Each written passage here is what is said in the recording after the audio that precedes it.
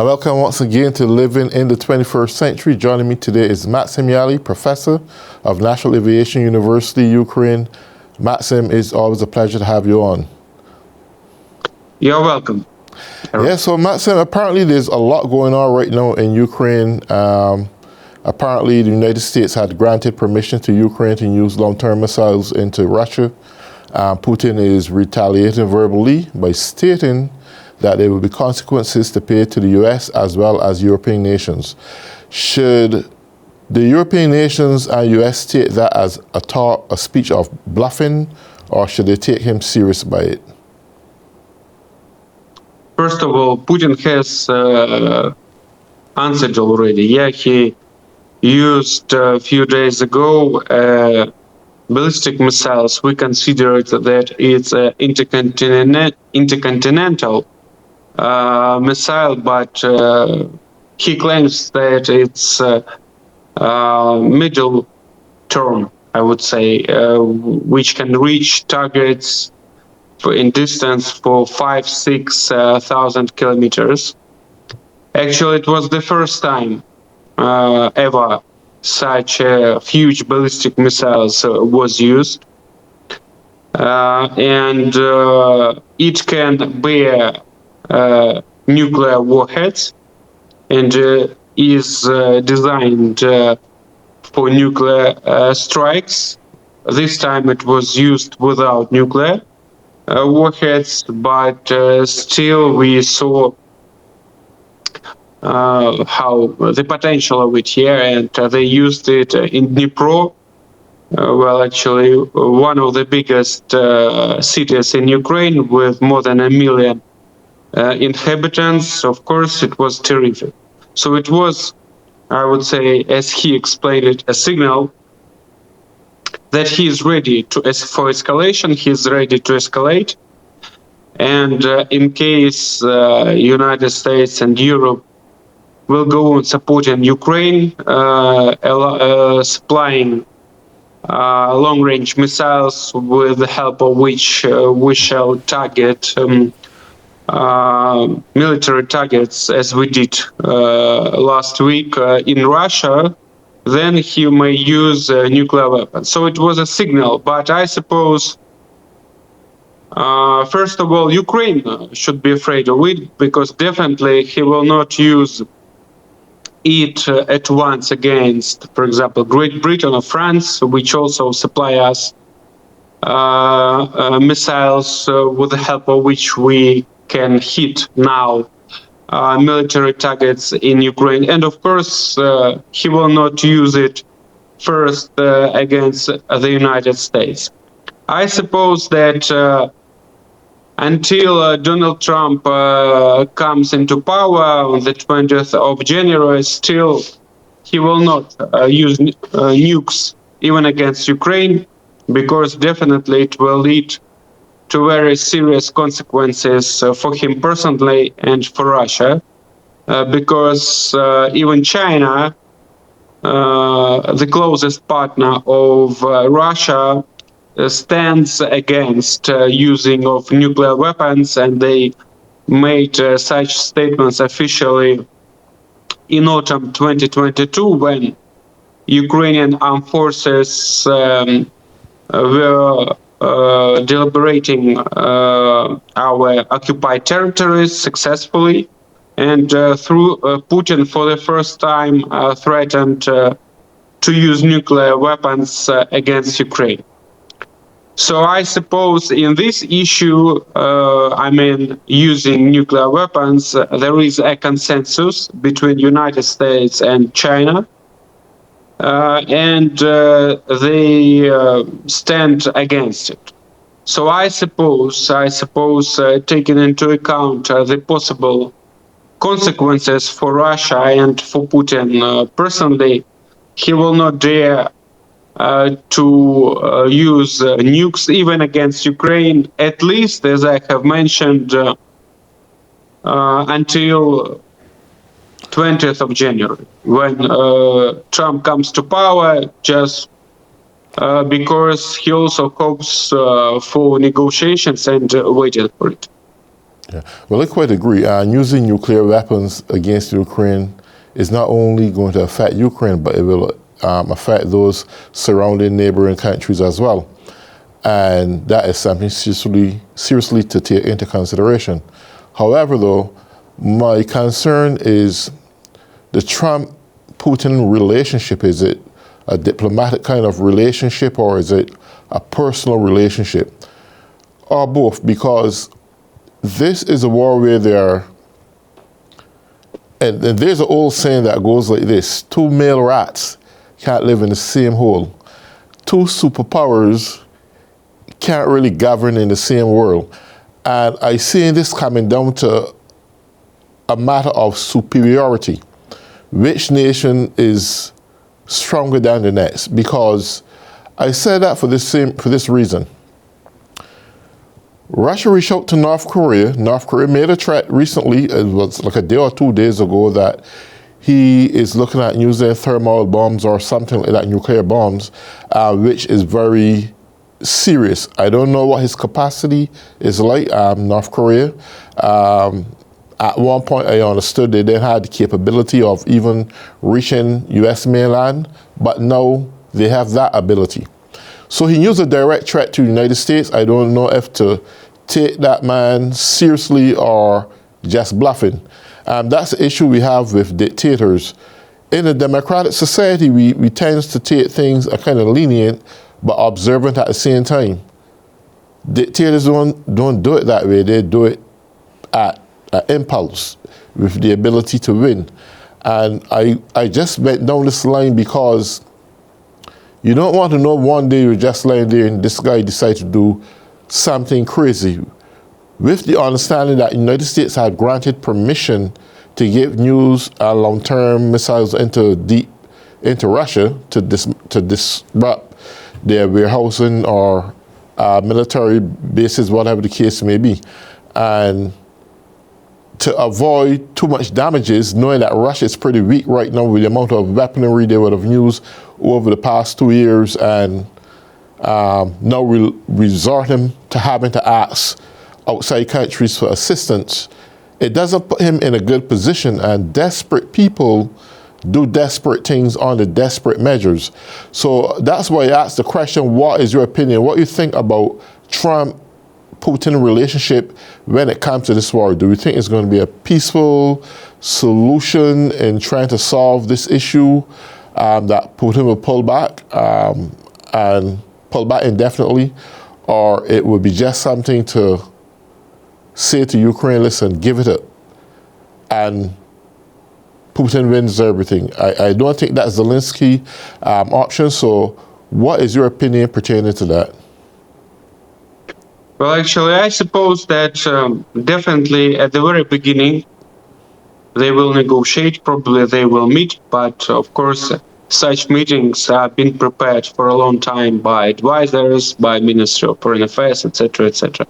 So, and if only there is a solution, they find a common solution which will fit to both Trump and Putin, then they meet and make a deal, just as Trump promised and was promising all these 2 years since almost 3, since the beginning of full-scale invasion, that he would call Zelensky, he would call Putin, and make a deal. Of course, it's much more difficult, in fact.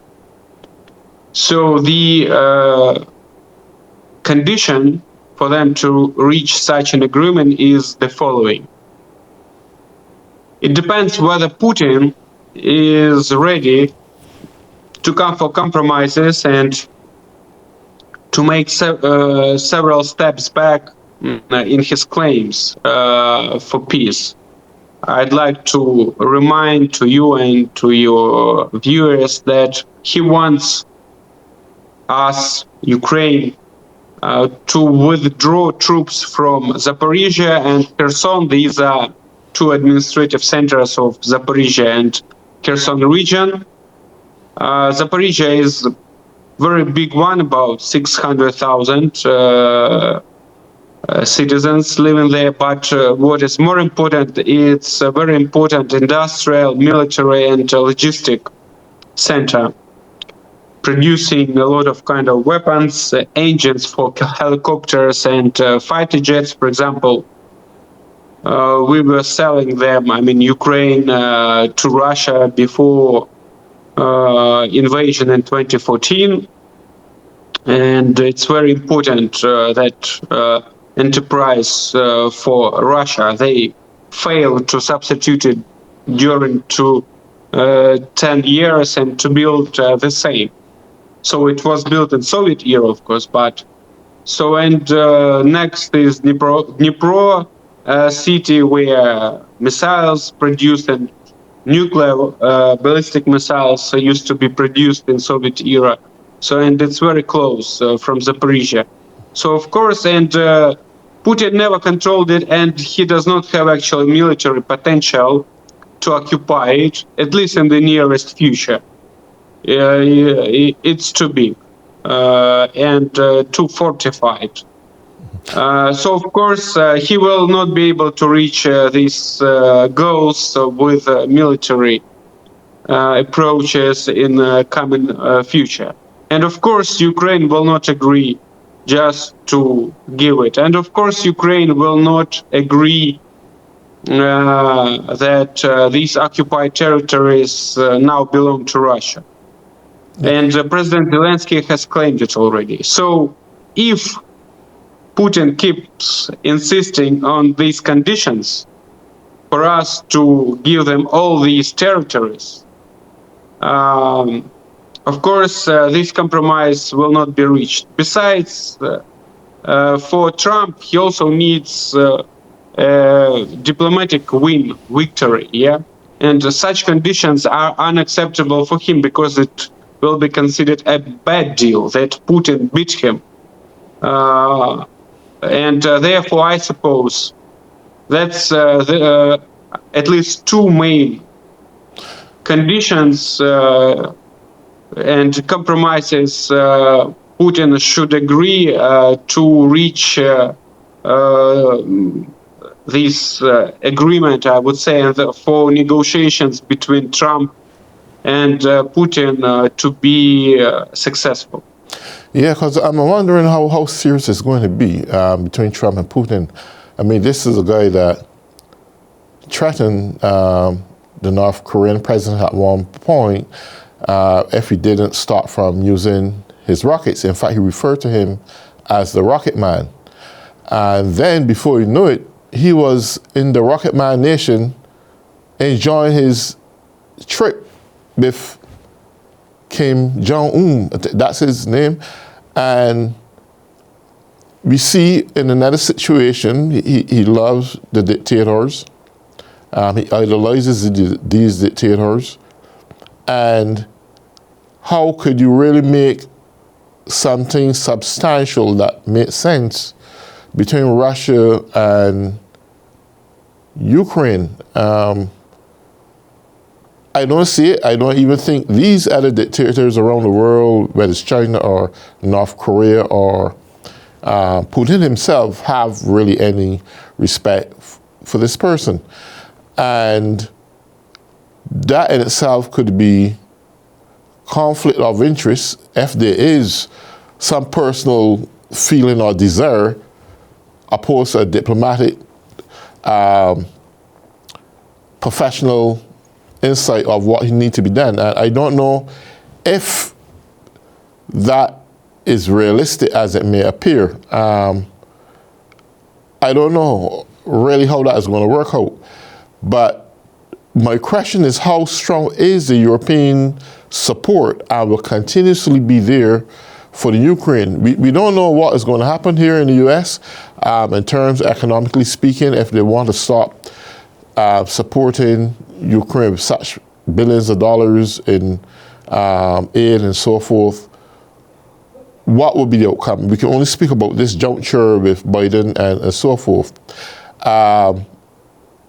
I see where Trump's loyalty is like. He loves Putin.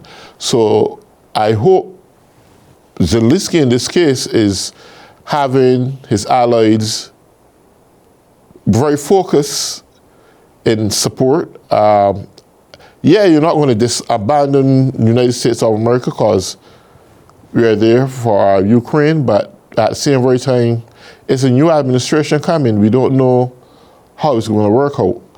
So the independency of being able to rely on European allies may play an essential role in this case. I don't know, you may have more insight in this opposed to I do. I don't know. What's your opinion on that? Well, you mean in case Trump stops giving supply and assistance to Ukraine military, right? Whether we can rely on our European allies and on ourselves, if I understood correctly the question, right? Mm-hmm. Yeah. Well, actually, of course, taking into account that more than 50% of weapons, shells comes from the United States, and taking into account the level of production between in European states, unfortunately, they cannot substitute U.S. assistance in case Trump decides to quit giving assistance to Ukraine. Because for several decades since the end of Cold War, European states, even Great Britain, France, they kept reducing military production. And even for these almost 3 years, which this unprovoked full-scale military aggression is continuing against Ukraine, they haven't managed significantly to increase the production of weapons and shells. For example, these even missiles, France promised to give us 40 Scalp, they call these missiles, which are launched from fighter jets. They give us only 10. Mm-hmm. So, because they lack of it themselves. Mm-hmm. Germany also rejects us to give their missiles, which can hit for 500 kilometers. They will not agree, definitely. Great Britain, Storm Shadows, which are produced together with France, they're given us, but very few ones. So actually, that's what concerns long-range missiles. The same concerns with the shells for artillery, which plays a paramount role in this war. Also, for example, I'll give you some figures. EU promised us to give us 1 million shells for artillery this year. They hardly managed to do it. Recent was information. North Korea gave to Russia from 3 million up to 6 million shells for artillery. And they keep increasing their production just as Russia does. So even United States now, Washington constantly claims that they are running out of weaponry, shells, and also they cannot produce as many weaponry to substitute the shells and weapons they are given to Ukraine from storages. So the same problem, even United States also were decreasing the production of weapons for decades, and they are facing this problem. Mm-hmm. So definitely not. Okay. If US stops giving us assistance, of course, it will not be enough. Even because all that military aid together given by US and European countries is not enough to make the balance, because the figures differ on different points of front line, but it's at least 3, 4, up to sometimes it's 10 times Russia uses shells in comparison with Ukraine. Mm-hmm. So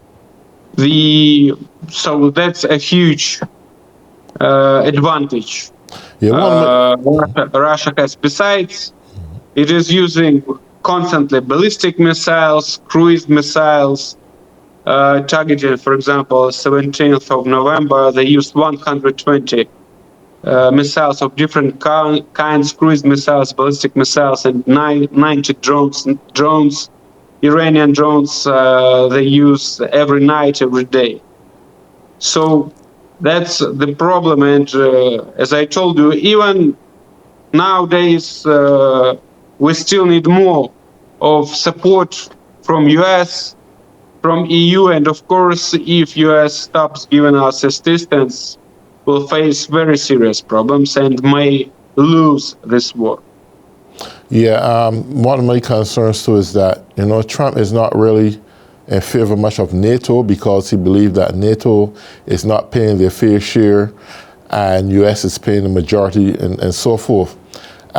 This in a time where we need this integration between allied forces. We need forces to be together, and I believe that the European nations are going to have to look at that. NATO will have to look at that segment seriously when it comes to the United States and NATO.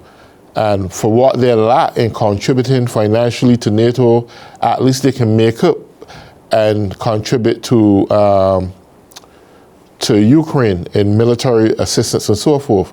The other thing is that I believe there have to be a neutral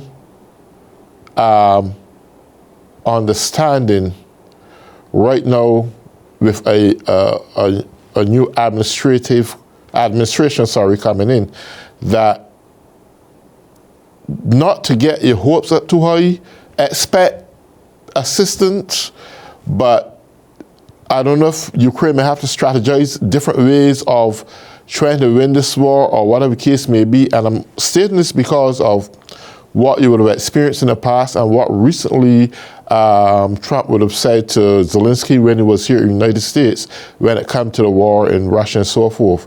He indicated that he is leaning more towards Putin than even facilitating Ukraine. So with that said, and it was spoken in a very diplomatic way, not that he said he wouldn't give Ukraine assistance. He never said that. But at the same time, we see where he leaned towards in support based on what his philosophies or ideologies are in this war. So that's why I said that Zelensky can have to maintain a neutral mentality in terms of dependency on the United States and try to figure out ways of urging Germany and those places that have good long-range missiles, if that is what it's going to take to help win this war, to step up and support. I think Germany should be able to do that. Your input. What do you mean? What's the question? I just... Okay. So what the question I'm asking here, was Zelensky try to urge Germany to step up and issue some of those long-range missiles, or do you think Zelensky would give up on asking Germany that? Well, actually, Germany is going to face early parliamentary elections. After Trump won in US in elections, the coalition of German government split it up. Mm-hmm. And now they declared early parliamentary elections. That's actually how the victory of Trump already influenced internal policy inside Germany. And of course, Olaf Scholz, the Chancellor of Germany, due to prognosis, his party will lose the elections. But anyway, until then, until the end of February, when the elections take part, he many times already stated that he will not allow and he will not supply Ukraine with long-range missiles. Because regional elections showed that the parties who stand for restoring relationships with Russia won. And now he's trying, and as you know, he called already Putin himself. He's trying to, to gain support of these citizens who stand for restoring relationships, because Germany's economy was very much dependent on cheap energy resources, gas and oil from Russia, and there was inflation, increase of prices for electricity and commodities, and the reaction was negative among citizens, and the support of the party of ruling party in Germany decreased significantly. So therefore, definitely, Germany, until elections take place, will not agree. The opponent of Chancellor Scholz, the leader of Christian Democrats of Germany, he claims that if Putin does not agree to stop the war in Ukraine, he will supply these long-range missiles. So we should wait for elections. Okay, we can't on the last minute. Is there any word before we close that you would like to say to the new administration, or preferably Donald Trump, in terms of supporting Ukraine and continually support Ukraine? Well, I wish Donald Trump would hear me, yeah, and of course, as I know now, he's getting more and more information, calling to presidents of France, Germany. Today, the head of NATO, Mr. Rutte, came to visit it, and now they're explaining to him, trying to persuade him that if he do not put a pressure on Putin and put pressure on Ukraine only, stop supplying Ukraine, I would say he would also listen to the head of House of Representatives, Congress of the United States, Mike Johnson, when he decided to put for voting